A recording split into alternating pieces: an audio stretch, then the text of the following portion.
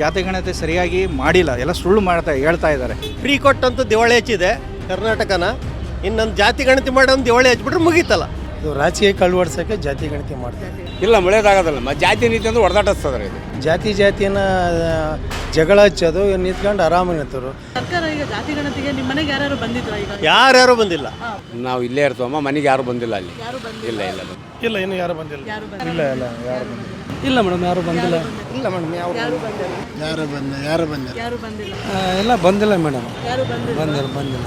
ನಮ್ಮನೆಗೆ ಇದು ವರ್ಷ ಸುಮಾರು ಒಂದು 20 years ಬ್ಯಾಕ್ ಯಾರೂ ಬಂದಿಲ್ಲ. ಜಾತಿ ಗಣತಿ ಬಗ್ಗೆ ಯಾರು ಬಂದಿಲ್ಲ ಮೇಡಮ್. ಬಂದಿಲ್ಲ, ಯಾರು ಬಂದಿಲ್ಲ. ಯಾರು ಬಂದಿಲ್ಲ. ಸದ್ಯಕ್ಕೆ ಇನ್ನೂ ಯಾರು ಬಂದಿಲ್ಲ. ಇಲ್ಲ ಯಾವ ಜಾತಿಯವರು ನೀವು ಅಂತ ಎಲ್ಲ ಕೇಳಕ್ ಬಂದಿಲ್ಲ. ಏನು ಕೇಳಕ್ ಬಂದಿಲ್ಲ. ಅಂತವ್ರು ಯಾರು ಬಂದಿಲ್ಲ. ಅಂತವ್ರು ಯಾರು ಒಬ್ರು ಬಂದಿಲ್ಲ. ಓಕೆ. ಅಲ್ಲಿ ಯಾರು ಬಂದಿಲ್ಲ. ಯಾರು ಬಂದಿಲ್ಲ. ಇಲ್ಲ ಬಂದಿಲ್ಲ. ಯಾರು ಬಂದಿಲ್ಲ.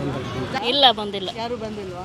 ಯಾರು ಬಂದಿಲ್ಲ ಮೇಡಮ್, ಯಾರು ಬಂದಿಲ್ಲ. ಇನ್ನೂ ಬಂದಿಲ್ಲ ರೀ ಮೇಡಮ್. ಯಾರು ಬಂದಿಲ್ಲ. ಇಲ್ಲ, ಇಲ್ಲಿವರೆಗೆ ಯಾರು ಬಂದಿಲ್ಲ. ನಮ್ಮ ನೆಲದಲ್ಲಿ ಬಂದಿಲ್ಲ. ಯಾರು ಬಂದಿಲ್ಲ. ಜಾತಿ ಗಣತಿ ಅವಶ್ಯಕತೆ ಇಲ್ಲ ಅಂದ್ಕೊಂಡು. ಇಲ್ಲ, ಯಾರು ಬಂದಿಲ್ಲ. ಯಾರು ಬಂದಿಲ್ಲ. ಯಾರು ಬಂದಿಲ್ಲ. ಯಾರು ಬಂದಿಲ್ಲ ಮೇಡಮ್. ಅದು ನಿಮ್ಮ ಜಾತಿ ಗಣತಿ ಮಾಡ್ಲಿಕ್ಕೆ ಯಾರು ಬಂದಿಲ್ಲ. ಇಲ್ಲ.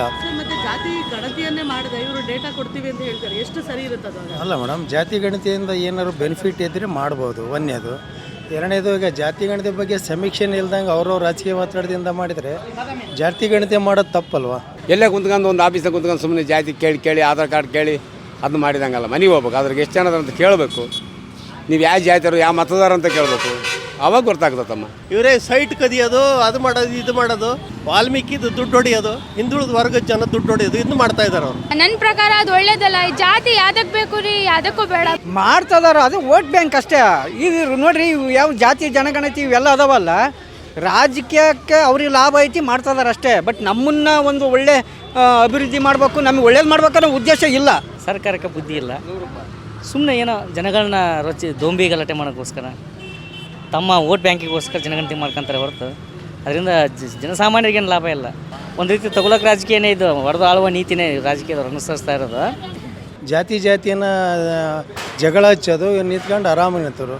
ಇವತ್ತು ಯಾವ ರಾಜಕಾರಣಿನೂ ತಮ್ಮ ಮಕ್ಕಳು ಬೀದಿಗೆ ಬಿಟ್ಟು ಜಗಳ ಮಾಡಂತ ಯಾರೂ ಕಳಿಸಿಲ್ಲಲ್ಲ. ಅವರು ತಮ್ಮ ಸ್ವಾರ್ಥಕ್ಕೆ ಇವರು ಹೊಡೆದಾಡ್ತಿದ್ದಾರೆ ಅಂತ ನನ್ನ ಅಭಿಪ್ರಾಯ ಮೇಡಮ್. ಅವಶ್ಯಕತೆ ಇಲ್ಲ ಮೇಡಮ್. ರಾಜಕಾರಣಕ್ಕೋಸ್ಕರ ಜನರನ್ನು ಅದನ್ನೇ ತಪ್ಪಿಸ್ತಾ ಇದ್ದಾರೆ, ಜನರಿಗೆ ಗೊಂದಲನೂ ಮಾಡ್ತಾ ಇದ್ದಾರೆ. ರಾಜಕೀಯ ತೆವಲಿಗೋಸ್ಕರ ಜನಗಳಿಗೆ ಗೊಂದಲ ಮಾಡ್ತಾ ಇದ್ದಾರೆ. ಎಲ್ಲ ಬೋಗಸ್, ಅವ್ರ ಅನುಕೂಲಕ್ಕೆ ತಕ್ಕಂಗೆ ಮಾಡ್ಕೊತಾ ಇದ್ದಾರೆ ಅಷ್ಟೇ. ಜಾತಿ ಗಣತಿ ಮಾಡೋದಾದ್ರೆ ಕರೆಕ್ಟಾಗಿ ಎಲ್ಲರ ಮನೆಗೂ ಬಂದ್ ಮಾಡಬೇಕು. ಸುಮ್ಮನೆ ಏನೋ ರ್ಯಾಂಡಮ್ ತೊಗೊಂಡ್ಬಿಟ್ಟು ದಟ್ಟಿದೆ ಅವನು ಅಷ್ಟದನ ಇವ್ನು ಇಷ್ಟದನ ಅಂತ ಹೇಳಕ್ ಹೋಗ್ಬಾರ್ದು. ಇವುಗಳು ಸ್ಪ್ಲಿಟ್ ಮಾಡೋಕ್ಕೋಸ್ಕರನೇ ಮಾಡ್ತಾ ಇರೋದು. ಇದು ಮುಸ್ಲಿಮರಿಗೆ ಅನುಕೂಲ ಮಾಡ್ಕೊಡಕ್ಕೆ ಮಾಡ್ತಾ ಇರೋದು ಇದೆಲ್ಲ. ಇದು ಈಗ ಅವರವೆಲ್ಲ ಮುಚ್ಚಾಕೋಣಕ್ಕೋಸ್ಕರ ಇವನ್ನೆಲ್ಲ ಮಾಡ್ತಾ ಇದಾರೆ ಅಷ್ಟೇ. ಜಾತಿ ತೊಗೊಂಡು ಯಾರೇ ಮಾಡಕ್ ಹೋಗ್ತಾರೆ? ಫಸ್ಟ್ ಆಫ್ ಆಲ್ ದಟ್ಟಿದೆ ಜನಗಳ ಜೀವನ ಸುಧಾರಣೆ ಮಾಡಕ್ ಮಾಡ್ಬೇಕು ಇವರು.